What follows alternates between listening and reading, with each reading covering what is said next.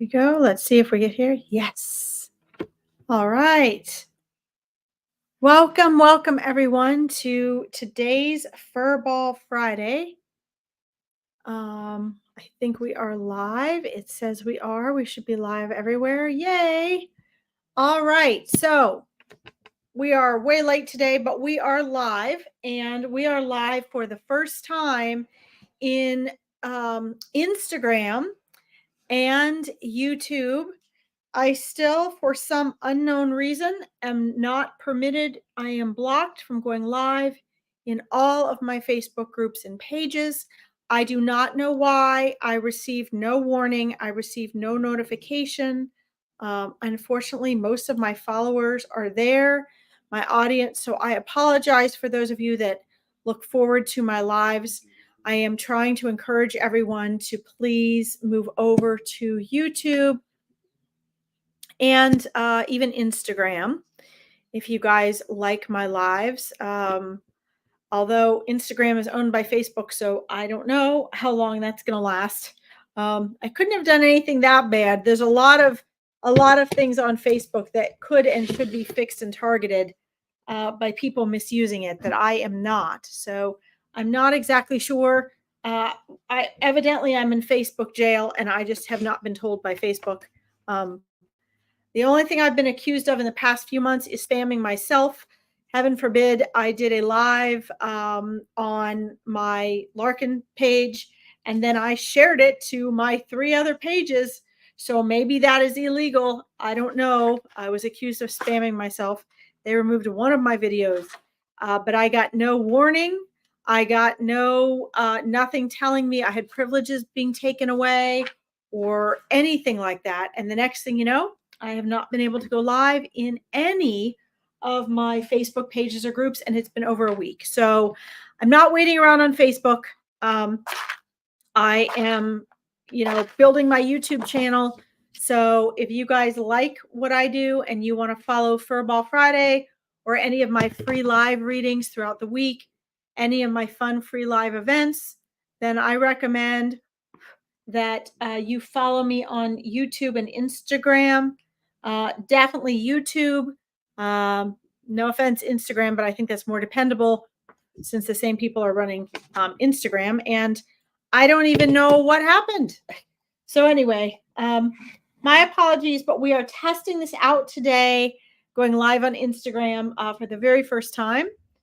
And I probably am not going to get people on here. I would guess that are typically on here that ask me questions about animal communication or animal wisdom or any of that.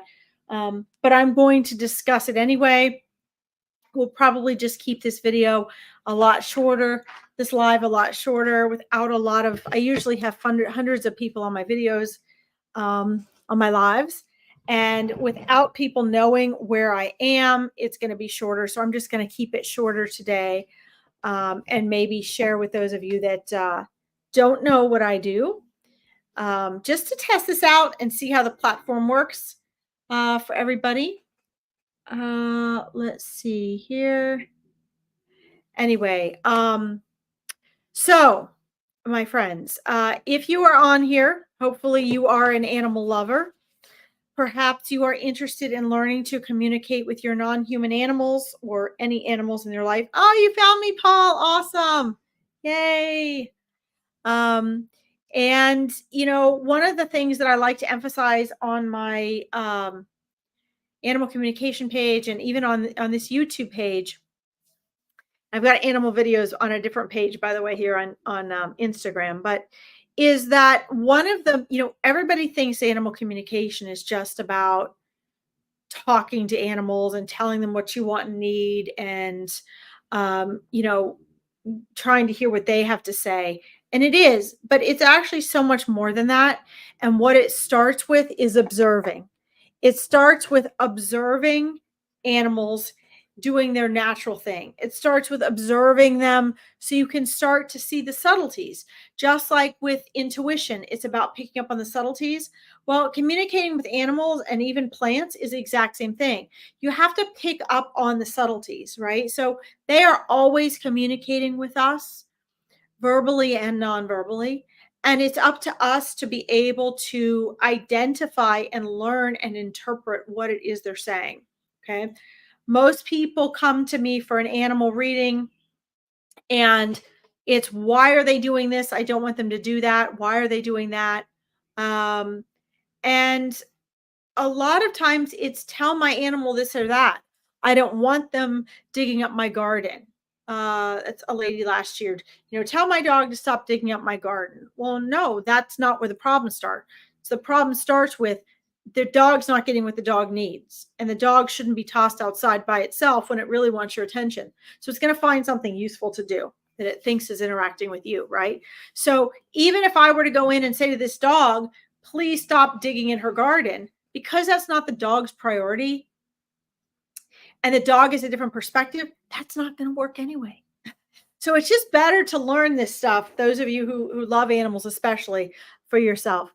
Paul says, hello, Larkin. I was told a long time ago in another life, in other lives, our animals can talk to us like we can.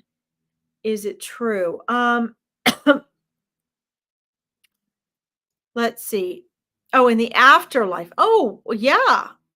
But it's not that they talk to us. And this is another great question, Paul, for my before and after death book that I'm working on for everybody. I'm creating a book with 100 questions about before and after life and what it's like on the other side.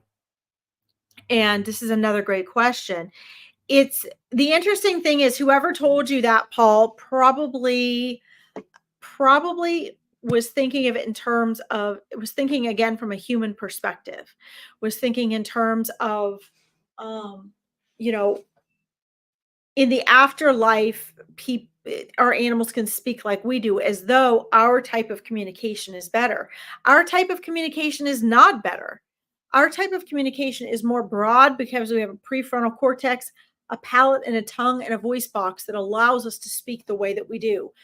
But in on the other side, which I'm not calling it the afterlife, because what you're labeling here, the last afterlife, is actually before and after, right? The other life. Wow, too fast. Yeah, yeah. So the afterlife is, oh, your grandmother. Cool. Oh, cool. Okay. Well, so here's what she's right. She's correct. She was looking at it from the human perspective, right? That you could, meaning what she was trying to tell you was, you can communicate with them and interact with them as clearly and as thoroughly and as completely as you do here with other humans. But what she didn't probably know is that it's not that they can speak like we speak. It's just that we all speak the same language over there. We all speak telepathically and instantly, and we can do that verbally. But like on the other side, your dog can meow or bark. Um, and you do know it is like they're talking to you. So it's very difficult conceptually to describe how it is. But yes, she's absolutely right. Now, what I love and I'm fascinated with, Paul, is your grandmother. I love, love, love the fact that your grandmother knew these things. I love the fact that your grandmother shared this wisdom. I think that's absolutely brilliant. Um, so, this is very, very exciting. It's amazing, throughout time, people have had all of this wisdom. It's not just now people are thinking about these things. Yeah, wisdom that she passed on.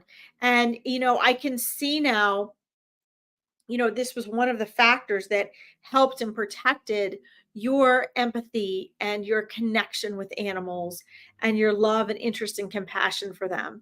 It's a beautiful thing that you had that connection with her. That's so amazing.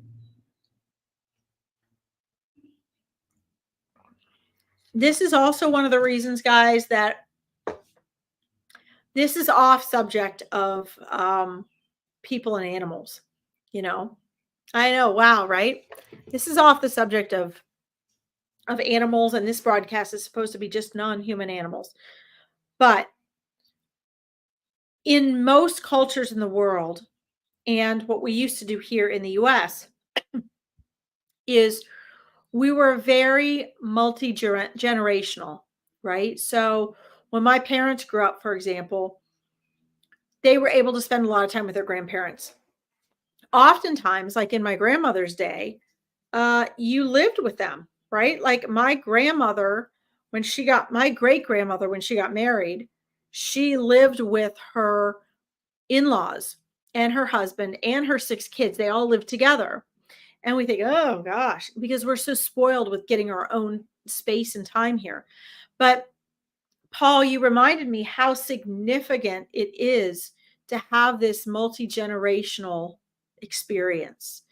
There are things we can learn from our grandparents and just experiences through observing them that preserve the wisdom and the lifestyles of a generation that you don't have if you don't have grandchildren with their grandparents. Okay, she raised you up. Yes, it's so important, Paul, because what happens is we have these huge generational gaps when we don't. And one of the things I think is happening in our society today is we're in such a hurry to put older people in nursing homes. We're in such a hurry. And mind you guys, we're all, if we're lucky enough to live that long, we're all going to be that older generation. And we shove the older generations out of mainstream life and we shove them into nursing homes or retirement homes or whatever as fast as we can. We sort of disable them, we disempower them, and we get them out of our way instead of learning from them, right? We limit, it's like, oh, okay, well, grandma or great grandma or grandpa came to so and so soccer game, and that's all fine and great. But what about more than just getting together for a soccer game? What about having every Sunday dinner together? What about going over and spending hours on, on the weekend or the evening with them? What about, taking them to the zoo or the park when you go? Do you see what I'm saying? What about baking bread with them? What about watching how they cook or how they crochet? Or, sitting down and writing with them and see how beautiful their cursive was. These are things that are so vital that our kids today are really missing. I feel like I have a hair in my eyes. Sorry. I feel like my generation got this. Like most of my friends, not all of them, got to spend a lot of time with their grandparents. They might have been babysat by their grandparents or whatever. Now kids are going to daycare and grandparents are kind of like, especially as they get older, kind of shoved out of the way. And so it really is a detriment to the younger generations. They are missing out on so much wisdom about life that your parents just can't give you, don't or won't give you, or that your parents got from them that you won't get from them. Okay. Let's see. She told me years ago. Let's see. She told me years ago a trip to heaven. I was like, wow. Oh, so are you saying, did your grandmother have an NDE, a near death experience, Paul? Sorry, I'm trying to get this hair out of my eye. Did your grandmother have a near death experience where she went to the other side and came back? Is that what you're telling me? Um, wow. Okay. That's amazing. Yeah. So, okay, that makes a lot of sense. That makes a lot of sense. So, your grandmother brought back with her, sorry, I don't know why I have this hair in my eye all of a sudden. I think it's the dog hair. Um, your grandmother, when people have NDEs and they come back, everybody comes back with something different. I know we're supposed to be Furball Friday, but I'm tying in the animal stuff here.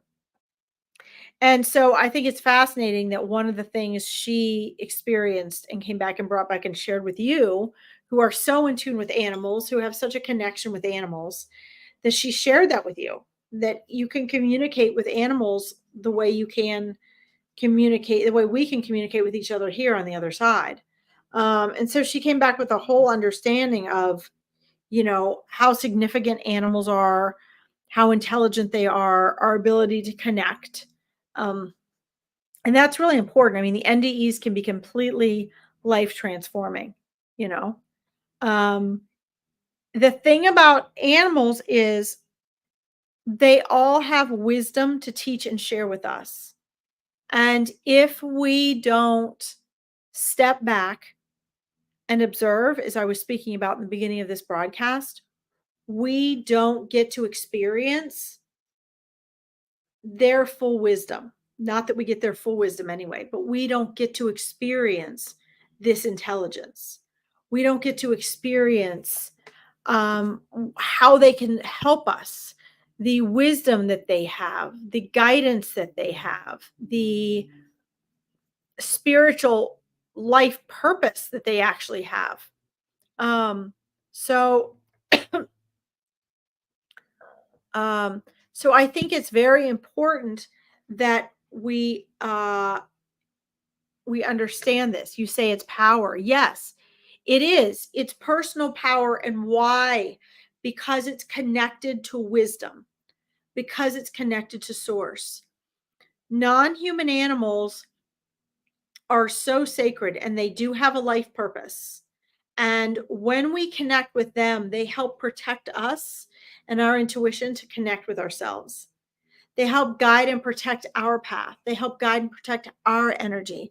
They help guide and protect us to be true to who we really are, to ourselves. So it's a sacred thing. It's a powerful thing. The human ego doesn't like to know or believe or understand that, but it's actually very true. Um, I'm so excited that you brought that up, Paul. And what a very beautiful and powerful connection you shared and had with your grandmother, and continue to have with your grandmother. I think it's wonderful. I'm trying not to do. You're welcome. Trying not to do regular readings on here because this is Furball Friday, but I will say that in tuning into and checking in with your grandmother, I'm not surprised that she came back with information that was broad enough to also include information about non-human animals, and that she was given that experience of a near-death experience. Because what I see is that her energy is very much of that of a liaison on the other side. Uh, Her energy is very much of one that validates and connects worlds, better said, connects realities. Okay. So, that being said, we're each in our own world, we're each in our own reality. And her soul, we all have soul jobs, but one of her soul's purposes is to connect those perspectives, to connect, to connect worlds, to connect realities. And animals have souls, they have wisdom, they have life purposes. And one of the things that they teach us, and so I'm not surprised that she was so connected to them. One of the things that they teach us is how to get into a different perspective, how to not be so locked into our ways and our beliefs and our perspectives. When I do an animal reading, oftentimes they show me from their perspective, right? So, if I'm living vicariously through them and I'm being clairvoyant with them and they're sharing something with me and I'm seeing through the third eye, through my third eye, I'm seeing what they saw and they're showing me that, I'm seeing it oftentimes from their height, from their level, from their perspective, right? So if your dog is only this tall, you know, I'm seeing it from that perspective.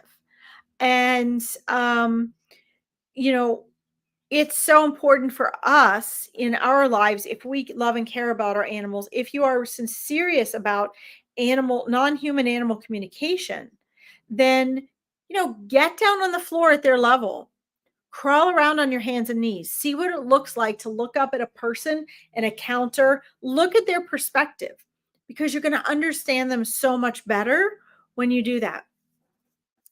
You feel like your animals are with her. Yes, well, they are. They are. and she has this, I don't like to term it open-mindedness, but this broad circle of accepting things as they are and embracing and seeing the equality and showing love and respect across the board. And I love that energy about her. And I love that she brought that with her from the other side, and that she's also carried that to the other side. You know, you can tell a lot about people who refer to or talk to or love or interact with animals, with their non-human animals. Mm, I love this. I finally got I finally got a pumpkin coffee from Starbucks. All right, let's see here. I want to make sure I didn't miss any comments here. Yeah, so they are with her. For any of you watching on the rebroadcast, or I see I have a couple more viewers, people watching on, you're welcome, Paul. I'm only going to go for another 9 minutes. I am testing out the YouTube Instagram combo today, and seeing if I really am live on Instagram or not. I should be, although it's not showing that I am. So I may not actually be live on there, even though it says that I am. I don't know why, but it doesn't look like I am. So I'm not sure what's really going to happen there. But this is partially an experiment. Again, because since Facebook will not allow me to go live, I'm just going to transfer my platforms over to YouTube and Instagram, if it will allow me, to make sure that all the wonderful people that have been coming to my readings and events don't miss out. Unfortunately, this has taken an entire week of my online live time, but it's better than nothing. So if you guys that do watch this, if you know people that want authentic readings and spiritual and metaphysical answers to their questions and readings, I'm also a mindset coach, so I combine all of that. And when spirit guides are coming through and they're giving guidance, it makes sense to me because they actually give a lot of mindset work, as well as animal readings and animal communication. That's really, really important. The thing with the good night, Paul. Have a great one. Thank you so much for tuning in. So Paul's question, guys, was so great today. And for those of you who don't know, I'm finishing up a book about 100 questions from before and after life. So life on the other side. And they're questions like this one that Paul shared with us today about what is it like on the other side? Because I find that, it's not just true for human souls, but it's true for non-human souls. People want to know, what are my loved ones doing? How are my loved ones? What is it like on the other side? What are they doing on the other side? What is it like before we're born? Or where is spirit coming from when spirit is really speaking to us? And what is their perspective? And I think it's so important to understand their perspective, to understand how they communicate with you, how they try to get through to you, what their challenges are in trying to get through to you. These things are all very important. So, if you guys like that, on Mondays and Tuesdays, I do free online readings in Find Me a Medium page. I also have Angels in Action on Monday, which used to be all over my Facebook page, but now it's on Susie Antara's, and you have to find me here on Instagram or YouTube until they return my ability to go live. I have other events all throughout the week. I have full moon readings coming up. On Friday, of course, is Furball Friday, usually at 2 p.m. EDT, which is 7 p.m. BST. And all sorts of other amazing events going on. So you can see here, if you like this, if you're interested in the animal communication, I have the Larkin Animal Interpreter page on Facebook, but here on YouTube, everything is combined, in this page, and I'm probably going to make it my main hub. So anyway, I want to thank you guys for tuning in. I want to thank Paul. I want to thank anyone else who is watching today. Thank you guys so much for tuning in.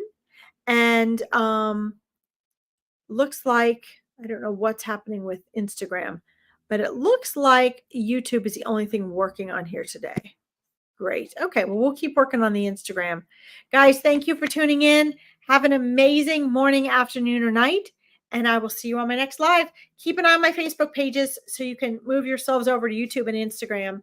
And I'll catch you there. Bye bye.